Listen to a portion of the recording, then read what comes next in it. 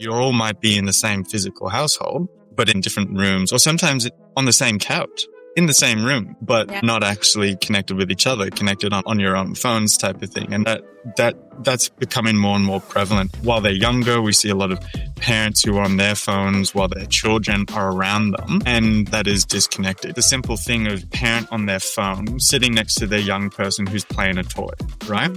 And then that second the young person turns around and goes, "Oh, mom, or dad," and they're still looking down at their phone. "Oh, mom, oh, dad," and they're still looking down at their phone. That's missed. That's disconnection. Mainstream mental health is flawed, and I'm pulling back the curtain. I'm Andrea Clark, a former family therapist who walked away from the system to expose the truth. After my own journey from medication maze to holistic healing, I'm here to challenge the status quo and reveal the mental health truths most people don't know. The truth about mental health is your radical roadmap to wellness. Raw stories, expert insights, breakthrough solutions. This is where traditional modalities end and real healing begins. I'm so excited to introduce you to the Raising the Future founders, Cameron and Sammy. Cameron is a psychologist working with teens, children, and their family in the mental health, school support, and ADHD autism spaces. Sammy is a behavioral specialist with a master's degree in behavioral studies. She is an educator and conscious parenting coach, helping families heal generational trauma and break cycles by moving sustainably to conscious parenting. And the movement they have created and the educational tools and resources are incredible. I cannot wait for you to hear from them today. Let's dive right in. I am so excited that you two are here with me today. Hi, thanks for having us. Absolutely. Okay, so first, where in Australia do you live? We're from Queensland in the Sunshine Coast. Okay, very cool. I love Australia. Yeah.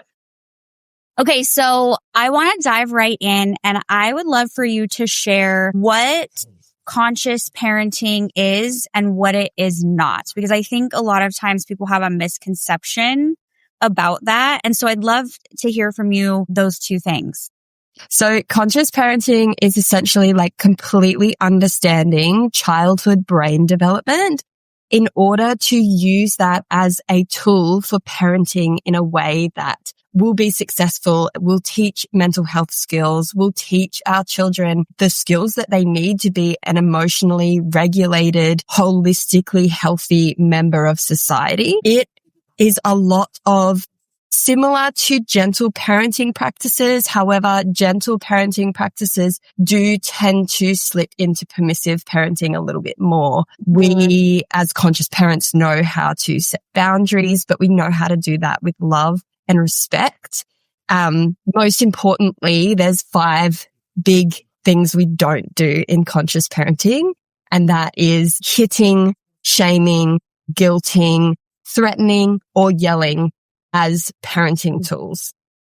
Mm-hmm.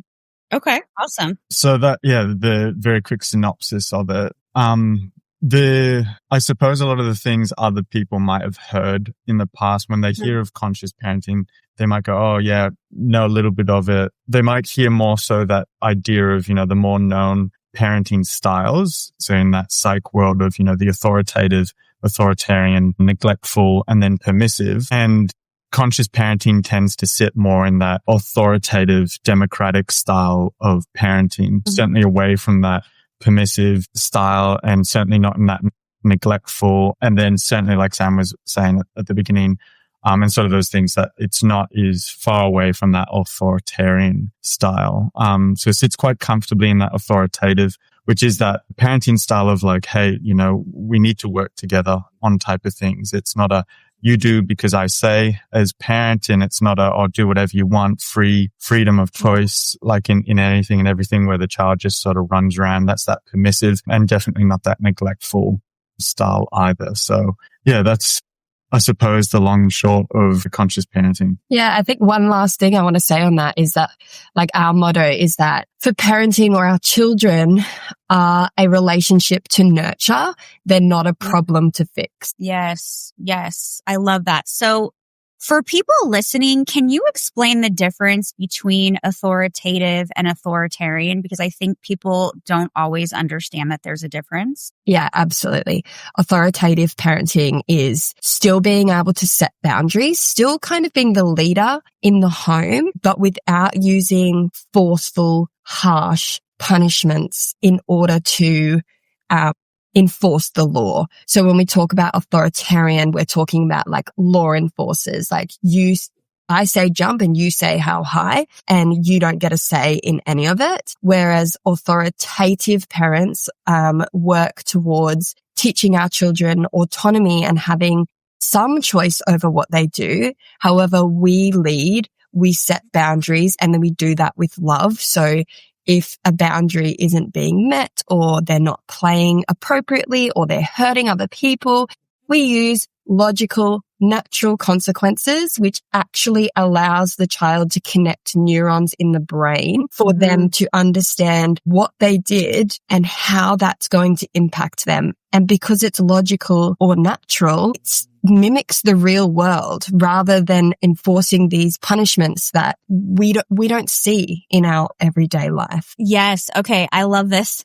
You said that, because when I used to work with parents, I talk a lot about natural consequences, because a lot of times, and parents don't always know, right? And so it's, they just assign random punishments to things. Something that happened. We're creating a phone contract for my daughter right now. Beautiful. And in the contract, for our part, we made a promise that we will not use the phone. We won't punish with the phone if it's not an appropriate, you know what I mean? Like because she mouthed off or something, or we're not going to take her phone because she refuses to do her homework. The two things don't have anything to do with each other. Exactly. That's exactly what authoritative parenting is. And not the whole, but a large component of, the conscious parent is that, in that psych world is, you as parent, caretaker, whoever you are that primary caretaking and role model, so that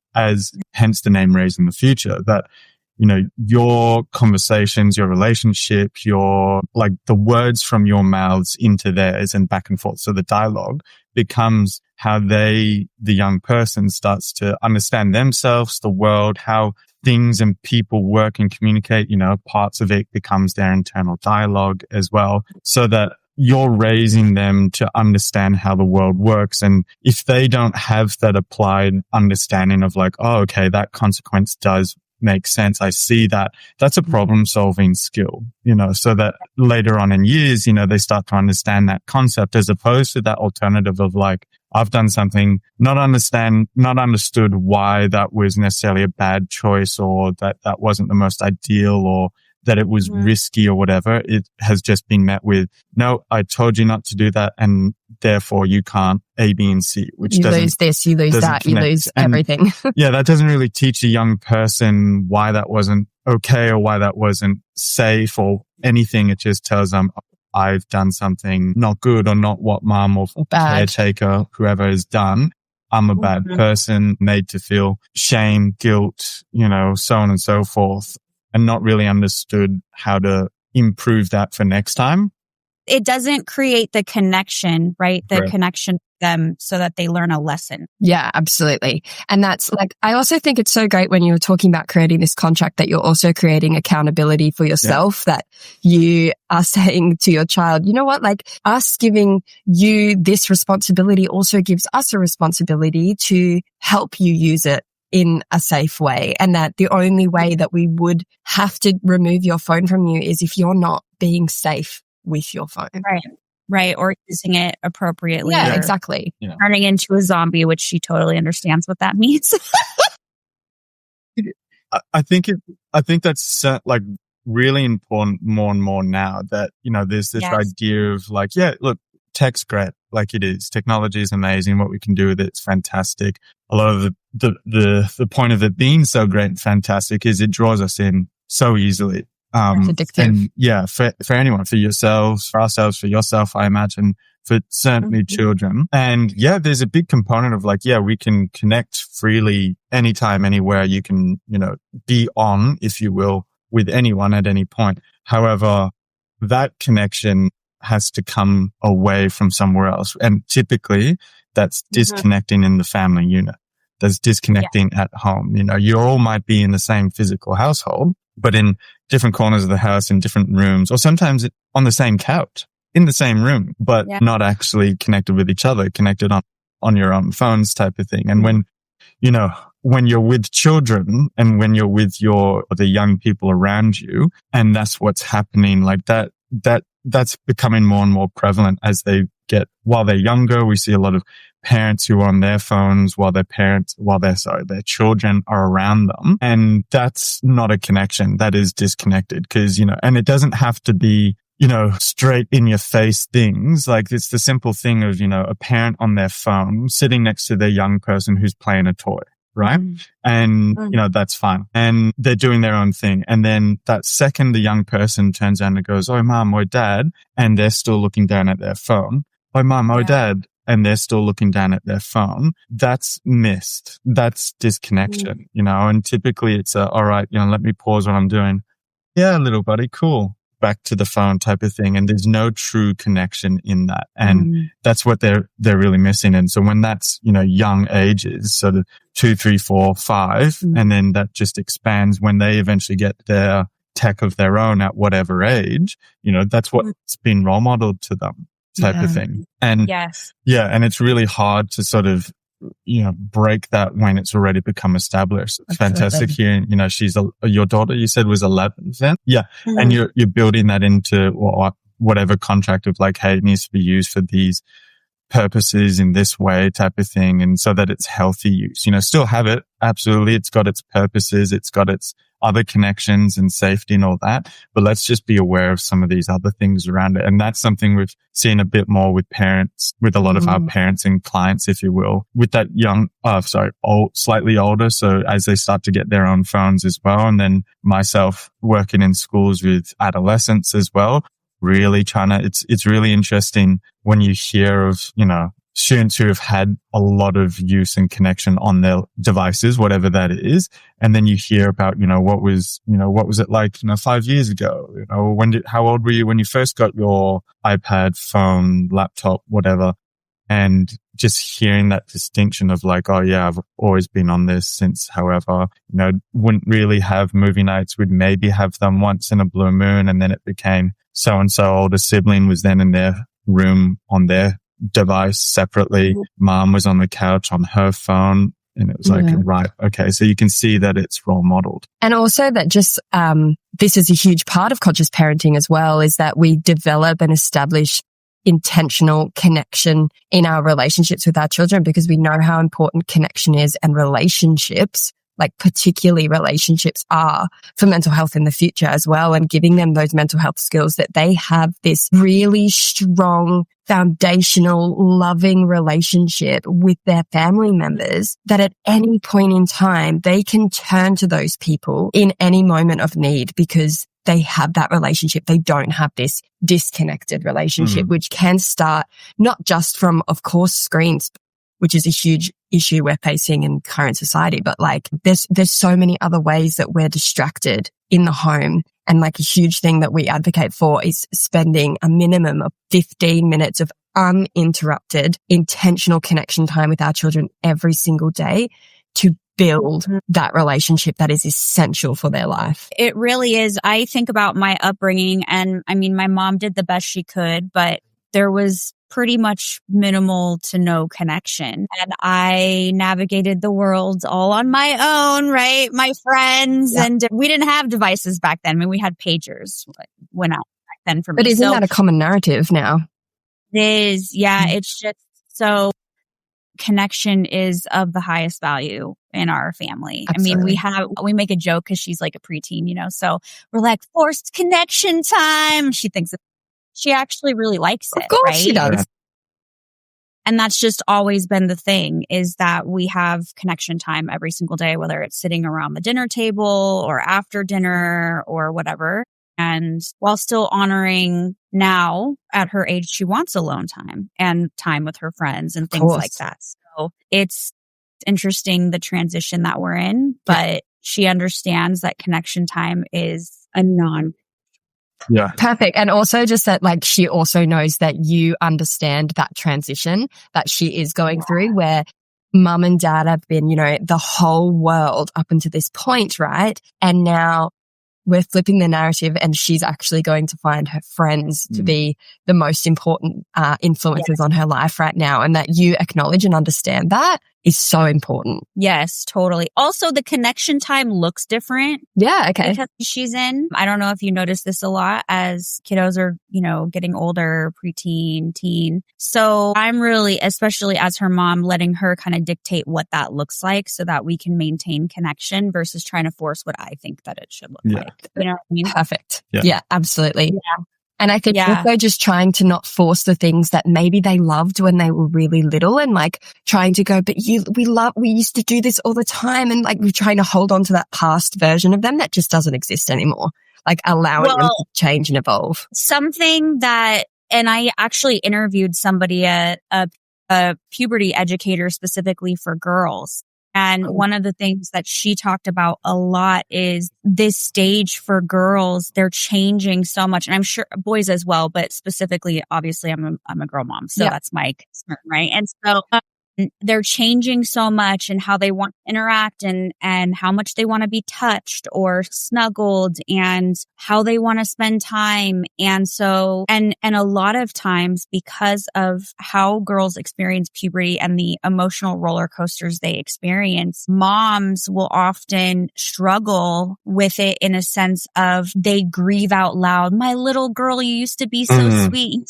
Like this. So I'm very mindful of these things that this is really her process and I'm allowed to grieve, but I need to take that grief somewhere else. Right. And do you know what? Sorry. Speaking of it, with a lot of my clients, regardless of their children's age, this is the huge thing that I hear them say, like, my 4-year-old boy has just turned from like the sweetest angel into this awful human being. Like you just see them go from like, and this is almost the reason they come to us is like there's this huge, developmental shift happening. They don't quite understand the brain development. And so they're confused as to why their angel has turned into their non-angel anymore.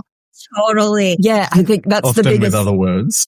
Often with other words, yeah. But being a parent is real and it's hard and, Yeah, totally. Yeah. And I think that's the thing, like what you've hit the nail on the head there where you were talking about it's okay to grieve that, to be like, what happened? But it's not okay to grieve out loud to our children and make them feel like the problem just because they're going through developmental changes. Or there's something wrong with them. Absolutely. Or all these types of things. All things that are just going to damage that relationship. My husband, because he was struggling with adjusting, I said, you need to read the book. Like you need to listen to the book. Just listen to the book. It will make so much sense. And he is, and it did, right? And a big piece of this is about educating yourself. And I think that can be hard sometimes when parents don't know how or where or what is the right resource. And there's so much power in just educating yourself, right? Listening to a book on Audible or having a parenting coach or something like that. Of course, yeah. And this is why we created our village that we have, because we wanted people to be able to have updated, regular education on every single topic that humanly exists in parenting so that we can provide this like infinite resource library of things that's like factually and evidence based and just to help them with those sorts of things. Like it's so hard to find any of this type of research that is not conflicted with somebody else's opinion. And particularly when we were raised, like most of us, the majority of people who are parents now were raised by authoritarian parents. So everything we know about parenting has come from an authoritarian viewpoint of punish and like teach through strong, harsh discipline. Like that's not, it's changing now and it's so hard to keep up when our conditioning is telling us otherwise. Yes, of course. And then also just the narrative of, it's like, what's wrong with you if you can't control your kid? Yeah. And but it's not about control. Authoritarian, but it's really hard. It's really hard. If you have a neurodivergent or sensitive kiddo who experiences big emotions and are looking for a way to help them decompress, get grounded, and self-regulate, you've got to check out Outtree. As a therapist and mom, it's my go-to for sensory soothing tools. My daughter loves their sensory swing. After a long day at school, it's her favorite for relaxing and getting focused. It's a safe space to down-regulate her nervous system. You can find the perfect sensory tool for your kiddo and family at Outtree.com. OUTREE.com. Use my code MHM for 24% off. You can also check the show notes for the link. I wanted to ask you to talk a little bit about the tension you see people experience with reparenting yourself, parenting your child, and and continuously learning these skills. I mean, it's a lot to hold for parents, especially who have trauma. Like I grew up with a lot of trauma, and I'm reparenting myself at the same time that I'm parenting. And a lot of times she goes through a new stage of development and I realize, holy smokes, that was very traumatic for me. Oh my gosh. Like it comes to light. Like I'm continuously having to grieve, right, over and over, and then recalibrate, reparent myself and do my own healing work at the same time. What do you see is very common with parents? How can they support themselves in this process? Parents who want to break the cycle and are trying to be conscientious and grow in this way. Really just giving grace to ourselves as parents to do that, as you said. What do you think? I think a lot of the time, like you were saying, parents, like what we said at the beginning, is that parent was a child themselves at some point. We all were. And we all had a caretaker, whoever that was, that fit that mold for that time. And as we were saying, that relationship, that connection, that the words from their mouth across to your ears becomes part of, how you view and see the world and yourself. And then as that's grown, to then that beautiful time when you are now that person yourself, and then have the little version of you, whoever that is, your daughter for this instance, and for other parents, their children, that is really hard to sort of go, when that background history of the parents' upbringing, brings up a lot of stuff, it brings up a lot of things, that's when Sam and I, we spend that time with those parents to go like, okay, well, let's actually look at a little less about the young person in front of you, your young person, and let's look at, the young person that you were and where that came from. Because, to make any change, you must understand, the past first. Otherwise, you're just trying to shift blocks without any, context. Without any context and nothing underneath it to sort of help it move. And then, because it's that idea of, adaptive change, you need to understand what it is you're changing so that you know what it is that actually needs the work. And then, and sometimes it can be, kind of deep sometimes for a lot of people and a lot of clients. So it just naturally sometimes occurs without either one of us necessarily going into, okay, so now we're going to talk about your childhood type thing, anything like that. It just, sit down in the seat, kick back, we're going deep, not exactly like that, but it naturally will come out and, and then we explore that of like, oh, I remember when mom or dad, myself, would do or say this and this is, and then we go, okay, so let's unpack that a bit. Like, what was that like? Try and use that to reframe why they're feeling what they're feeling now. Yeah. And okay, so if that's how you felt when so-and-so said or did, or you did or didn't receive this, whatever that thing is, right? You remember what that was like? Yeah. And then sometimes they'll, without much pushing, they'll go in, oh, that's kind of similar to how some of these other relationships that I've had, so on and so forth. And then you get to, as well, you, the person, hasn't changed. Well, you're you. That's the same person throughout that whole time. The other things around you have changed. And it's brought you to this moment now when you now have this young person where you can see how, the impact of, some of these other varying parenting styles can, impact that young person. So that's the stuff that we then need to change. And that's when we then come in and go, great, okay, we can sit here and talk through like things you can do, say, with your young person, right? The strategies, if you will. But then it's also really important to look at yourself as that role model and go, hey, and understand I do have a big role. For my young person, I arguably have the biggest role, the most important job, and it is. And that does need a lot of work. And so we then spend that time with that person going through like, okay, what is it that you need in those moments? Is it, a check-in, check-out from your partner? Is it that you need then a bit of a debrief at the end of the day? And reflective practice is huge. And I think also that I hosted last year, perhaps I hosted a managing your parental triggers masterclass. And what we looked into was that essentially the triggers that you gain as a parent are inherited from your parents. If your parents were triggered by a certain behavior that you had as a child, when your child then shows that same behavior, you immediately become triggered because alarm bells go off in your head and say, this isn't safe. This isn't safe. And so therefore you try to fix that behavior because your head is telling you it's not safe. Even though if we remove ourselves and we were more reflective and responsive in that moment rather than reactive, we would actually see that this moment is safe. It is okay. This is not an emergency. I can pause, calm myself and come back to it. Of course, our amygdala, that part of the brain that helps us jump in at that fight flight when we need it, when it is an emergency, is there for a reason. But 99% of the time in parenting, even though it feels internally like it is an emergency, it's not. And this happens again and again throughout. As you said, it starts when they're little toddlers or even little babies and they're not sleeping and you're like, oh, what is happening?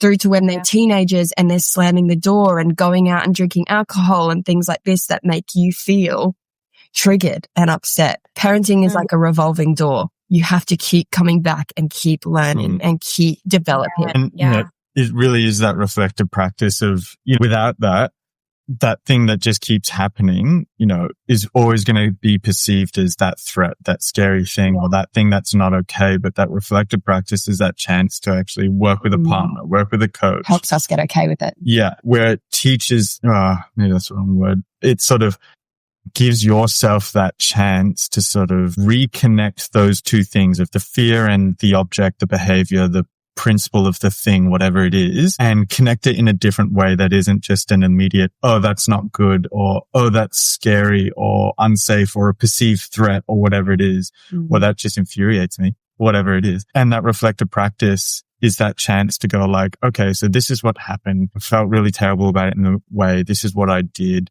Okay, why did I feel that way? Okay, like we've talked about, there are all these things. Let's work through that. And is this really a threat? Is it really a safety thing?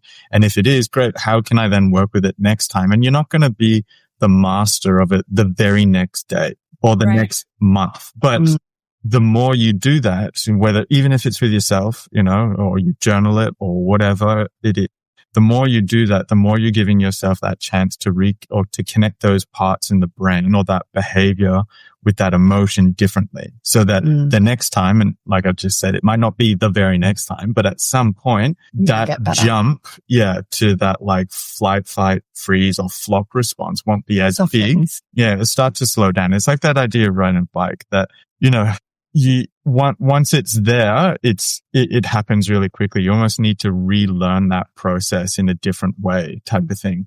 Last thing I think is that also when we're saying give yourself grace, like when you're reparenting and relearning, is that you are going to make mistakes, but a huge part of that and a huge part of conscious parenting is that we apologize for our mistakes. Like if we make a mistake with our child and we snap when we, because it just happened. We couldn't control it in the moment. It just happened. We take the time to apologize and say, it wasn't okay. That was my fault that I couldn't control my emotions.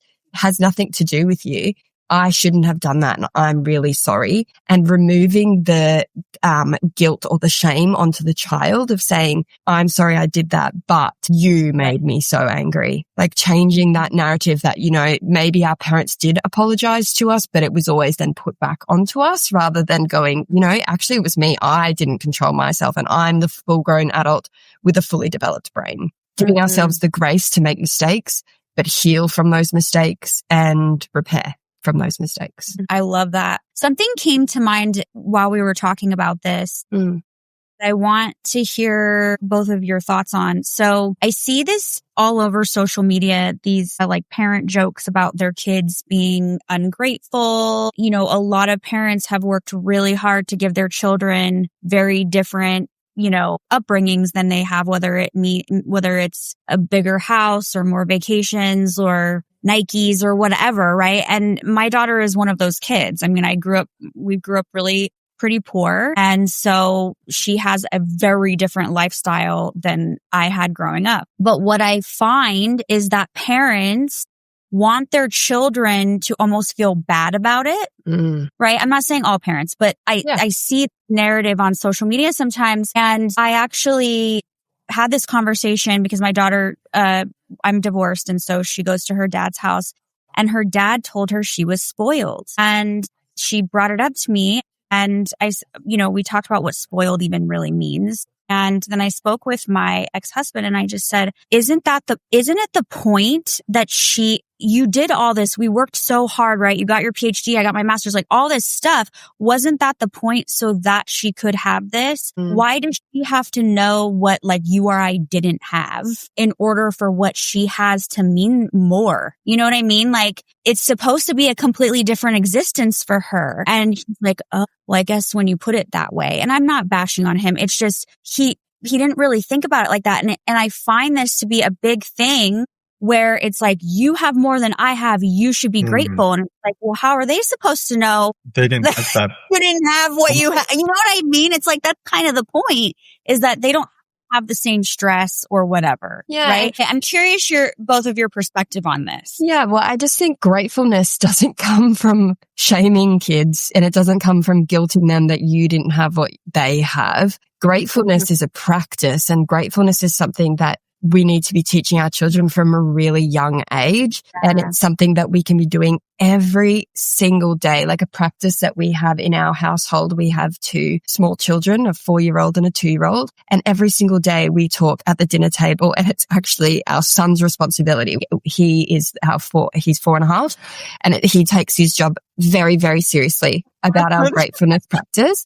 He actually gets really upset if somebody else asks the question. But we talk every single day. What was the best part of your day? That's the question that he asks every single person at the table, and he has a particular order. It's actually quite cute the way he does it. But we try, when we give our responses, because as the adults, we have to model responses that show what we are actually really grateful for, rather than just saying the best part of my day was going to work or hearing a good song or something. We put more depth and more value into our response. Something like, the best part of my day is right now because I'm eating dinner with my family and we're all healthy and happy, and I feel so loved and so grateful to get to be here with all of you guys. Just putting in that extra effort to show them what gratefulness is, rather than going, my response could be, I'm eating this low pressure meal, whereas when I was a child, I was force fed. And I think just on those other moments where, anytime you're out anywhere doing anything that's really fun or just really magical or whatever it is. And for us, we live by the beach and there's a lot of nature around us as well. And so pretty much anytime we're out there, we take that second or two to go, wow, dude, like how special is this? How lucky to be here, yada, yada, yada. Not just because of this or that or anything, just how beautiful. You could go anywhere. You go to a park and do it type of thing. And that's that same teaching of how it is to sort of appreciate things and take a second just to stop. So coming back to, what you're saying about this idea of gratefulness and sense of not sense of being spoiled or not, but just this idea of you should be grateful for what you have versus what others don't have. Children suck at that. They're not supposed to understand, I have this and so doesn't. So I understand what they must think or feel or go humans aren't particularly amazing at that anyway. Even because adults. We're egocentric. Children even more so. And, that's an understandable thing. They're supposed to be. And, it's not till they develop and they understand a sense of community, partnership. And even there's a lot of young adults and adults who struggle with that too for different reasons. That's what I mean. It's not, we suck at it. We're social community beings, but that skill of understanding others is often hard. That's a personality trait to be able to do that. And not everyone's switched on in that area. Yeah. Way. Well, and I think gratitude and empathy kind of go hand in hand as they develop. So these things have to be modeled. Totally. That's exactly the point. And that's, again, part of that conscious parenting is like to teach that early, not necessarily to compare and contrast, like, oh, we're so lucky we live here and not somewhere else. Or we're so lucky we have this and don't have that. Because, it's interesting. Only a few weeks ago, I sat with a young fella, and he was 17, I think. So youngish. Yeah, still young. So young, very insightful, very bright young man, like incredibly smart. And we were talking about this very similar idea, so a bit older male. And he was saying like, oh, mom or dad or some parent at home was sort of doing a similar thing of like, you're so lucky you have this, as compared to like what's happening in other parts of the world. And, the parent named a couple of places which are, going through some hard times at the moment. And the young fella was like, I get it. And I know what's happening over there is terrible and I'd hate to be that, but I'm not there. And I was like, I just sort of sat there and was like, yeah, okay, I think I know what he's saying. And he's like, it makes no sense to me. Like, I get it. And I know that that's not bad, but he has no understanding, no one, unless you've been in that moment, arguably can imagine what that's like.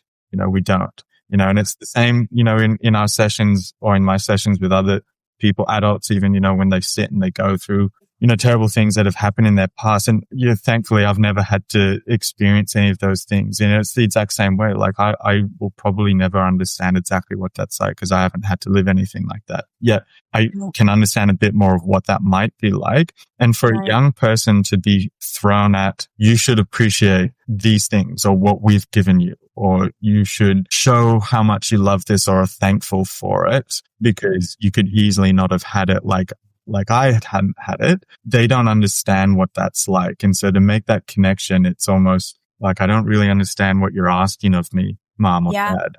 And so again, it comes back to that teaching of like, well, let's just appreciate the things compared to necessarily contrast them to what you or what others didn't have. And because that's not really teaching them anything. Yeah. Exactly. It's hard to teach something that isn't there, as in that understanding of not having things or a different upbringing. I think a really cool example of how like the way we've modeled gratitude has been seen in our parenting is I had this really beautiful moment that actually could have turned quite bad if I was an authoritarian parent. I was trying to get my son inside for dinner several weeks back, and he climbed up on top of the car outside, and internally I was like, get down from that car. I was like instantly, I was like, are you serious? Come inside right now.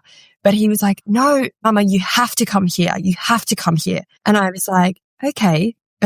So I just kind of jumped on the little side ledge of the car, and he goes, look. And it was the most beautiful sunset and the bats were flying through. And he was like, look how beautiful the sunset is from up here. We are so lucky to live here. Something we say all the time. We're so lucky to live here. He was like, we're so lucky to live here. And I was like, wow, thank you so much for showing me that. That is so beautiful. And then he goes, okay, let's go inside for dinner. And it wasn't even an argument, but it could have blown up into a massive argument. But it was actually just a beautiful moment of him showing gratitude for the world that we live in. Well, and that goes back to what you teach, which is prioritizing connection. 100%. Yeah. Well, you connected with him and then he was ready to move on. Exactly. Yeah. He just literally wanted to show me from this higher view, the beautiful sky. Like it's sometimes when we actually pause and we get to take those moments to be like, instead of reacting, being like, oh my God, I can't believe you just climbed up on top of the car. We take those moments to be like, okay, let's just see where this goes. Let's connect. It is. It's such a beautiful moment that like I think I will remember that moment for the rest of my life rather than it being something that traumatized me. You know, like what you're saying, and I get it, you'd see it a lot very quickly where other parents would, or anyone else would go like, hey, don't climb up there. That's not safe, so on and so forth. Because if there's that perceived threat, and that instantly, when you then look at like the psychosocial models, like that's just cut straight. So you've got that like autonomy versus shame component of where he wanted to go and do that. He wanted to climb up to go and get a higher vantage point to show us something. If that authoritarian parent came in or permissive, just didn't listen to him, whatever, he would have felt more of that shame of like, I wanted, in his whole mind, he wanted to do something really amazing and share it with someone. And he's just being told like, no, get down. That's not important type of thing. Like, we don't care. We got to go. So he's made to feel shameful of that. But then there's that like that guilt and an initiative of like, again, same sort of thing. His initiative to get up and go and be like, I want to go and do something and then share with you and connect in that way. That the failing of being able to do that has meant he's not only felt shame for his actions, but guilt for doing it as well. And that's what he's walking away with, And these things, like you're saying, like that shame and that guilt about doing what he wanted to do in that moment because it was so important to him, are the little things that we do as parents that actually stop our children from being wholly and authentically themselves, which can lead to so many issues in adulthood that we need to address, and we need to really be working on that connection to make sure that that's not a path we lead our kids down, that they feel shame or guilt around being who they are and doing what they feel is important. Yes, absolutely. I think something that I learned as a therapist, just observing families, is it's like the authoritarian parent. It's kind of almost like your little person isn't a real person. Mm-hmm. It's really interesting to me. It's like they're not a real person until they turn, I don't know, 16 or something. It's not even, I don't even think it's conscious always. It's kind of like they're they're a kid. That's not a person. They don't get it, blah, blah, blah. Right? It's like they think that the experiences they're having aren't necessarily not experiencing them, right? They won't impact them in long term, or that the complete opposite of conscious parenting, as you said, it's unconscious. It's just having this human that we're trying to make the absolute perfect person. What is a perfect person? A person who is raised who's silent and not themselves and completely lost and has to spend their time finding out who they are because they were never allowed to be truly themselves. Just because they were silent and did what they were told is what society tells us makes a good person. But actually it makes a really damaged person, someone who needs to rebuild, someone who does need to find themselves. And that's the big thing. The person that needs to then find themselves. That's,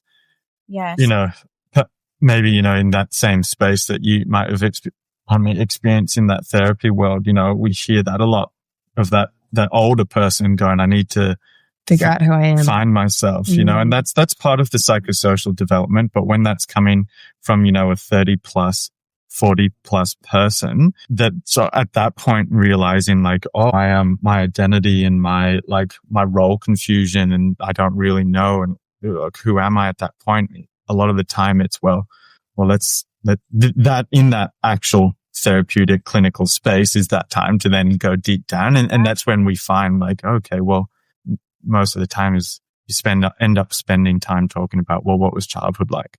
What was that like? And often, there's a lot of that neglect or the authoritarian style. Yeah. And the neglect and authoritarian, they typically have the higher prevalence of mental health. And in our sessions, that often comes out as a lot of tears and a lot of apologizing for the tears. Like people saying, I'm so sorry, I'm so sorry, I'm so emotional. I just didn't even realize it almost hitting them for the first time that even now they're a parent and they're like, holy crap, I don't want to do this to my child. Mm-hmm. Yeah, absolutely. I'm curious. I want to go back to the natural consequences thing, because I think it's a lot of parents find it challenging because there are times when something is happening And you really have to think about what is a consequence that actually connects, that's going to teach a lesson, right? And one of my favorite examples is like when your kid is, I don't know, like ripping stuff off the shelves at the grocery store and you don't want to scream at them. So it's like the natural consequence, at least from my perspective, is like you take them outside and you wait outside until they can, agree to go back in and not touch things or whatever it is, right? Or pulling over the car when your kids are screaming and you can't drive. And you stand outside, eventually they're not going to want to just sit in the car and wait for you anymore, right? But sometimes parents are like, but how is that a natural consequence, or how, because you are manufacturing that consequence, right? So I'd love to just hear a little bit. How do you teach parents to see what is and what you're talking about is like, and what I was saying at the start is that, there's natural consequences. Like if I touch this hot stove, ouch, it's going to burn me. That's natural. It happened without you intervening in any way. But what you're talking about is logical consequences. Like, yes, we do have to kind of manufacture that consequence in the sense like they're hurting someone at the park. We pick them up and we say, I need to move you away to keep that person safe. Or they're pulling things off the shelf. Like you're saying, we need to remove ourselves from the store because we don't want to be creating a big issue for the workers here. That's not very kind to do that to them. So we're just going to go outside. Sometimes as a parent, putting in logical, it's so much easier to just snap, yell, sit in the trolley, don't touch anything, than taking the time or coming to the realization of, you know what, we can't actually return to the store and I can't get done what I need to get done. But that's part of parenting. That's part of having you being responsible for other humans, is that they're not always going to be convenient. And if you think parenting is convenient, you have the wrong perception of parenting, because it's not convenient. At all. Totally. It's not convenient and it's not going to be easy, and you're not going to get to do all the same things that you used to do. And I think that's a huge misconception that people have coming into parenting, is that they're going to get to do all the things that they used to love, and their kids are just going to come along and it's going to be so easy and they can just still go out for dinner and drinks, no worries. Like, and their kids will be fine. They're not going to be overtired and throwing tantrums. Like, it's not the reality of the situation, and logical consequences do come in place. But also as parents, we need to make decisions around not just what's best for us, but what's best for our children, and what's best for our children in so many different ways, like considering their emotional regulation at certain times. Like, are they actually, realistically, are they going to make it to 9:00 at night when they usually go to bed at 6:30? Realistically, are they going to be able to be engaged in shopping at a mall for 2 hours when they've got nothing to keep them entertained and nothing to do, just sitting there in a trolley or something like that? Like, just being realistic, and those things as well, pre-planning those things really helps with the making sure that we don't get to that situation where we have to put in logical consequences. It's like not setting them up. It's not setting them up for failure. Yeah, absolutely. Yeah. And, you know, what I think is becoming more and more the case, you know, is that kind of this idea of like expectation of, oh, it should be easy, should be convenient, you know, which leads into that authoritarian style of like I say you do type of thing, or that permissive where Nick lectures say, oh, it's not working, so I'm just going to ignore it, turn a blind eye. And then the emotional suppression of the child. Yeah. Is that like, and I sit in this space a lot with parents and schools and, you know, employees and ourselves as well. It's like the demands of societies and cultures more and more becoming much more demanding of the adults, you know, and finances and stuff. Like, it's becoming a lot harder, and the parents are feeling the pressure of that, and they're living it. And then they have a young person where in the most ideal worlds, well, hang on. First of all, that child is going to be the most time or definitely is the most energy consuming, but also should be the most time and energy consuming, but often is led to the last thing, you know. And so it's like, oh, I'll deal with it later, or what's the quickest, what's the most convenient thing? And that again comes back to that disconnection. So let's take this example of like the shopping, pulling shelves or screaming or whatever it is that, the convenient thing is like to cease it immediately. And for most parents, it's, oh, well, when I yell, they shut up type of thing. So that's convenient. I'll do that. but then you're disconnected. Well, not necessarily disconnected. You're still connected, but in a negative way. And the child then feels that connection as ruptured and that they're bad and don't want to connect with you. So arguably is disconnected. Shut down. That's the emotional suppression. When you then take that time and energy of going, all right, mate, we need to step outside for a minute. This is going to have to wait. Let's process through that. Let's regulate through it. I can see so validate. I can see that and depending on the ages, this kind of looks a little bit different depending, but like I can see this is really hard for you. I can see you're angry or you're frustrated or you're annoyed or whatever it is. But then this is where it also differs on the age. Like, what do you need? Do we need to go and do something first? Do you need something to do while we're there? Here, I've got some stuff in the car or whatever it is. So I think a really important step there is that, and in teaching mental health skills to our kids, is that we humanize those emotions. Like we say things like, when I don't get what I want, I can feel frustrated too sometimes. These are some things that I do when I'm feeling a bit frustrated, like just normalizing it and humanizing that, like, all of us feel frustrated at certain times. It's a normal human emotion to feel that way. It's not okay to pull everything off the shelf. But yeah.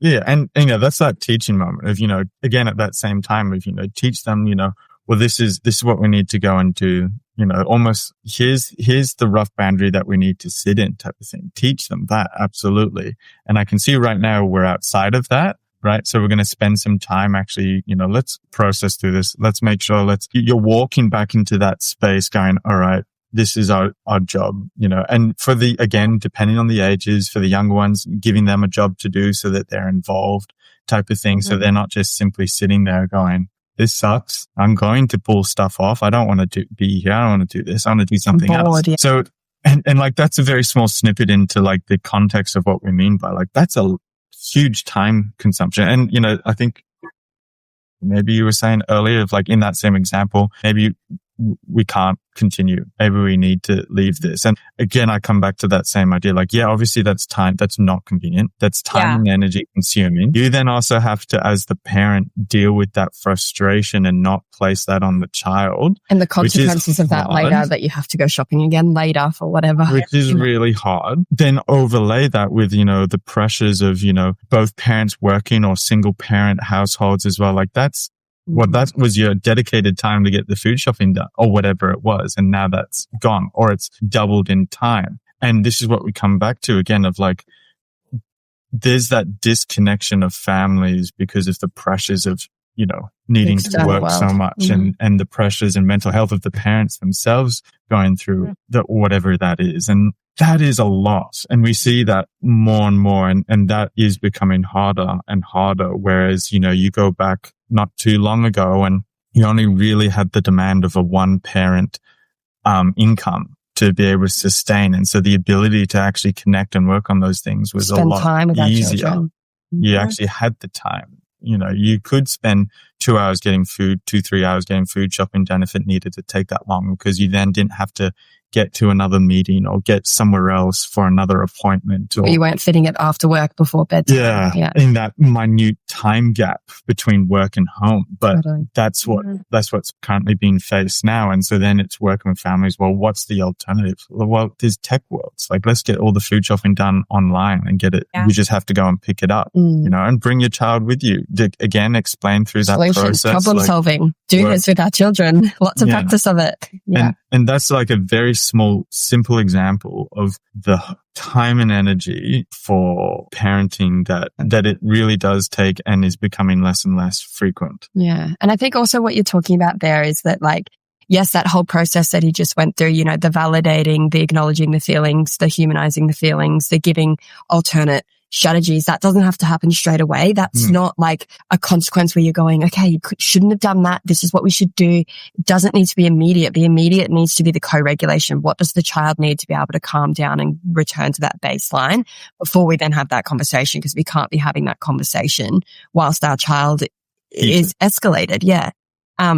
And that's a huge thing. And I think something I really try to drive home with the families that I work with is that our job as parents is to teach our kids effectively through not just modeling in the way we parent and the way we address the world and the way we solve our problems, but through these types of situations where we get to teach them something afterwards. We get to have that reflective practice. We're teaching our children how to go from a negative emotion as sad, angry, frustrated, overwhelmed back to a happy emotion. That is our main job as parents, is to teach our children what is the actual process that I need to go through to go from this sad, temporary emotion, that it's okay to feel that way, but that this is just going to be temporary, to then move into this happier, more connected, more grounded emotion. And that is how we teach our children mental health skills. We do this through our everyday practice. We do this through the logical, natural consequences that happen in parenting. Yeah. Okay. One more thing. And I want to talk about like natural consequences, right? Mm-hmm. So do you see that it's challenging for parents to allow those things to happen? Like a perfect example, when I was a practicing therapist, is, okay, well, if they refuse to do their homework, then they can go back to school the next day and have a conversation with their teacher about why they don't have their homework to turn in or whatever it is. And it's like, no, I can't let my kid do that or whatever. You know what I mean? And it's interesting because then it's like there's a lot of this emphasis on what they should be doing, but they're not letting them experience the kind of the pain or the sting of not doing those things. Yeah. And I do think a lot of it is driven by pressure, again, like pressure to meet grades or pressure to this or pressure to that. Yeah. But I'm curious how you coach parents through this and help them to see the value of their children experiencing the natural consequences from their choices. The challenging part of the example that you gave around children going to school without their homework is that often that is met by a non-logical or natural consequence at school, where they're given a detention or they're forced to clean something or pick up gum or whatever it is. Like, it's unfortunately that's the consequence that comes from the school grounds. But it is imperative that we as parents let our children make mistakes, because mistakes are the best way to learn. And this is what we teach. And I think the best way to start this when our children are young is through risky play, rather than stopping them from doing something that might lead to an injury, like they're walking across this little narrow beam or something, instead of being like, get down from there, you're going to fall, and stopping any sort of natural consequence from ever happening. Move as a parent. Again, this is the time pressure. This is the connection, but move closer to your child so that if they do fall, you are right there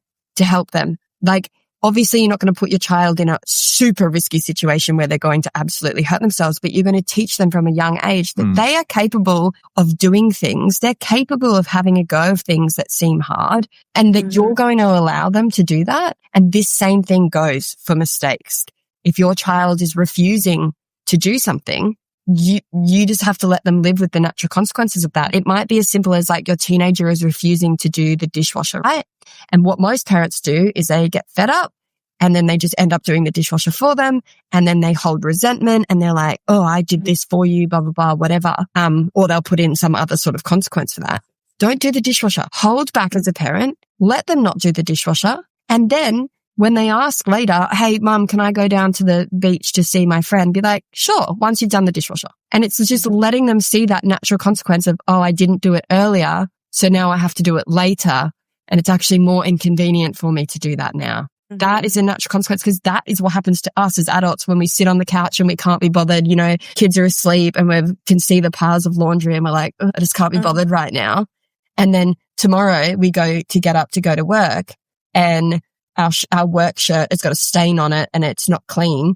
And we're like, oh, this is the natural consequence of me not doing the washing last night, which would have taken me 10 seconds to put in the machine. These are the things that are natural and normal in human life.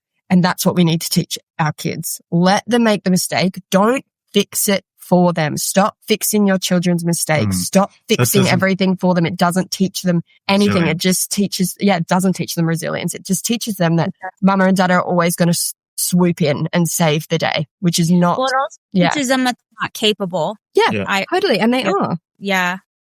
And then how do you teach parents to put boundaries in place? I know that sounds so silly, but people feel so uncomfortable with boundaries. But then when they don't have any, they're very upset or resentful or like feel that things are out of control, right? And I think that how do you teach that to parents? How do you teach them to do that with confidence? Yeah. And you know, that's the thing, the confidence is that it's like if you run a country or a company and you say to all the people in that thing, like, hey, I just want you to do good. And they're like, okay, cool. But what is that? Or what is it not? Type of thing. That's not a confident leader for that country or that company, right? A confident leader, you know, a good leader is one that sort of gets down with the people, understands it and gives good delegation skills of like, I need you to do this. I need you to go and do that. I need you to email that, or whatever it is, right? They're assigned quite explicit, roles, if you will. Yeah. Now you're the leader of your own home as the adult, right? Or the parent, I should say. And in that same way, you need to be quite confident with like, hey, well, what is the boundary?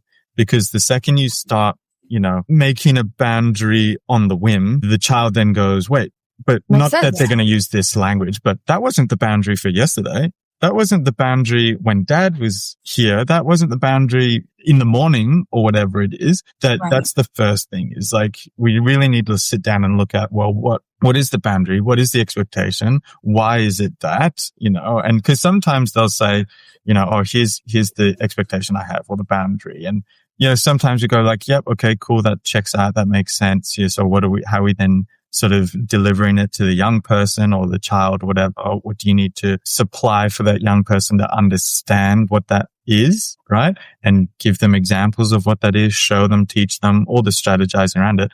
But then a lot of the time there's that instance of like, oh, so just run by me again. Why is that the boundary? And is that a boundary of, you know, convenience? Is it a boundary of, I want to teach them something, like in a good way. I want to teach them something. I want to teach them a lesson type of thing, but I want to teach them something in a good pro-social way. Cause that is probably the most important thing is that confidence in understanding, well, what and why is the boundary? Is it essential? Is it valid?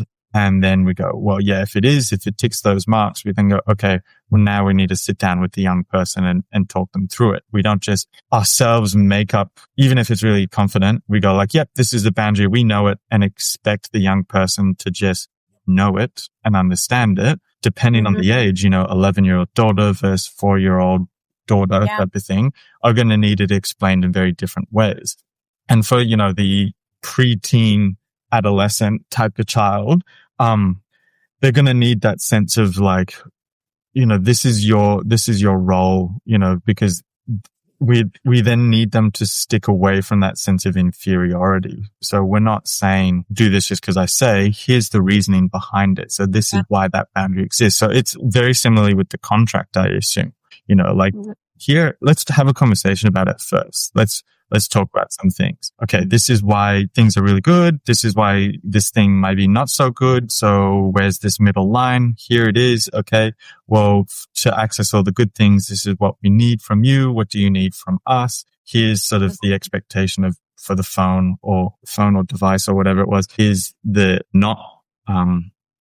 like the non-negotiables. There it is. Thank you. And this is what that looks like. But then importantly, when we tiptoe into the non-negotiable parts, you know, mistakes are made, boundaries inevitably are pushed, then here's sort of the outcome of that. Well, then this is what that means for that. So they get like it's like a business plan for, you know, the CEO or the prime minister or president or whatever of that country is, you need to be able to put up the full understanding. Because then once they know, like, okay, now I know what that boundary is. Now I know what the expectation is. Now I know who I can go to if I need something, or if something isn't working, we renegotiate it. You know, that's important. It's like you are running a business. You want a young person who can sort of come up and understand, but also raise those questions. Now this is for like a preteen teen as opposed to a 4-year-old. You know, 4-year-old's not going to go, but does that work on weekends too? Yeah. Or like,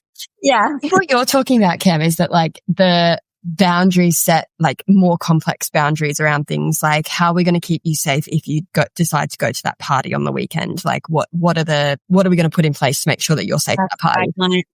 Yeah. Yeah. But like what I teach and what we teach on the ground running with parents is that from as young as possible, as soon as we get a hold of you as a parent, we want to teach you that once you set a boundary, your boundaries are firm. Yeah. And we don't waver from our boundaries. We don't let the emotions of the child or the reaction of the child come in between you and the boundary. Again, it's another time thing, but often we see parents that just go, okay, you've chucked a little tantrum about it. I'd prefer to just give you this because it makes it easier. That's slipping into the permissive parenting. As conscious parents, we go, you know what? We're not going to have a piece of chocolate before dinner. And that's because I want you to be able to save room for your dinner, which is coming in 5 minutes time. Your child is allowed to have whatever reaction, whatever feelings they want around that. And you stay solid on your point. You do not change. Then tomorrow when they ask the same thing, the answer is the same.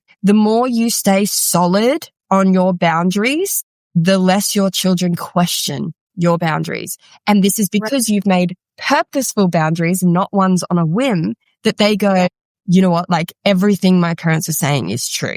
They're not making up things like, don't jump on the couch because you'll break the couch. Like, no, that's not actually probably going to happen. They're letting me jump on the couch. They're letting me do some of the things that I want to do. They're giving me autonomy over situations like I get to dress the way I want to dress or things like this.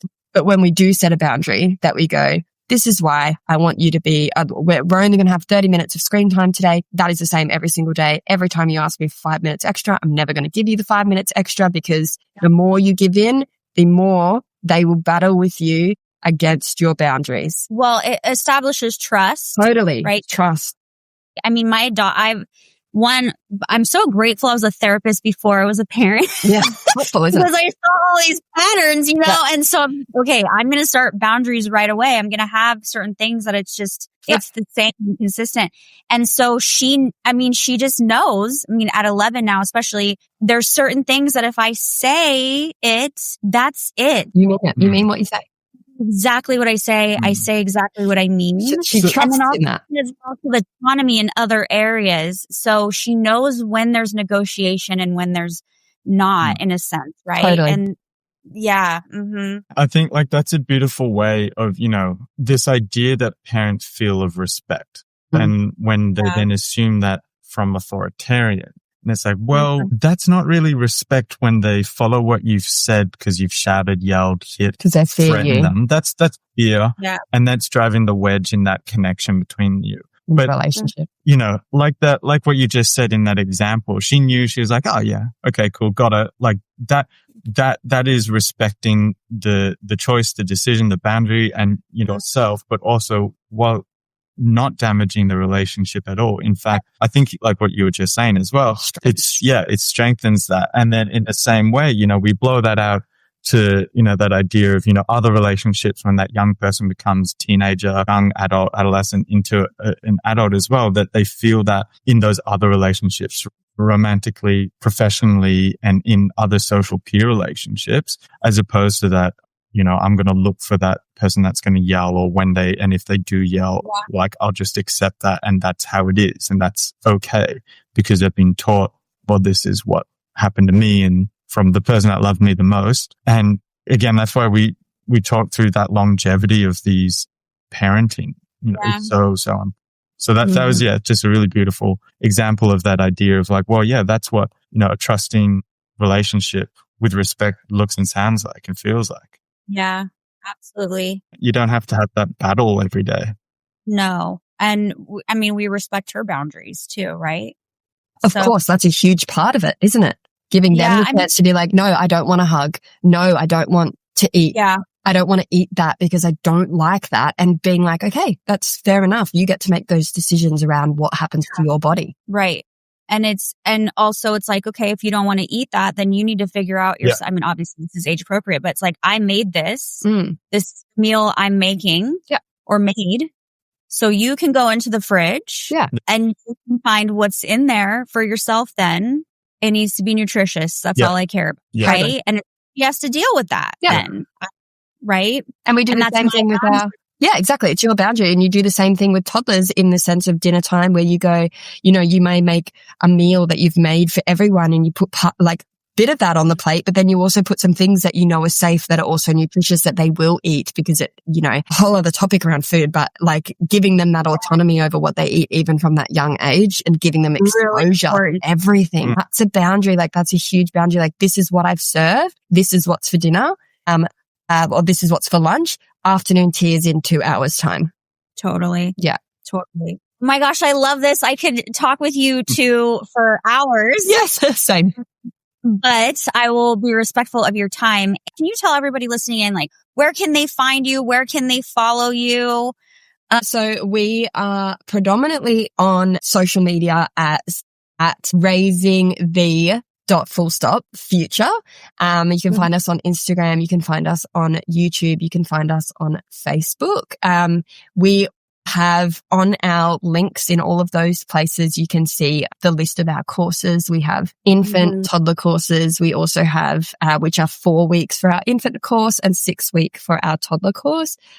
We have masterclasses that cover literally everything from parenting triggers to getting them listening, to getting them eating, to healing your inner child, to how to stop yelling. Like we have so many different classes, but most of this is all included in our village, which is our main home for us at Raising the Future. It's our private Facebook group, which is just for conscious parents who want to continue learning and have that infinite resource library that we speak about, where we have our coachings every single week. If you're interested, you can always reach out to us on Instagram or Facebook or YouTube, wherever it is, and we can send you some information about that and about joining. We want to make our platform, our education, as accessible to everyone as possible, meaning that we make our prices really, really, really friendly for everyone, so that everyone can have the opportunity to have this education, because our main goal is that we want to help change the world.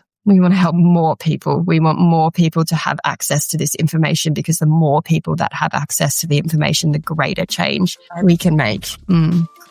And it sounds like you have different things for, like, masterclasses are great for, you know, a nice condensed piece of information that you can process and work through if you're not ready to take on a whole course or a membership. Absolutely. So many different things, which is so incredible. And I just am so grateful for the work you're doing and for your time and your knowledge and all the change you're making. And I'm really excited for people to hear this episode. So thank you for being here. Thanks so much, Andrea. Thank you. Thank you. Absolutely. All right, guys, we'll see you in the next episode. I am eternally grateful you tuned into The Truth About Mental Health. If this message matters to you, please spread the word by subscribing, leaving a 5-star review, and sharing with someone who needs this knowledge. Let's keep reclaiming our mental health together.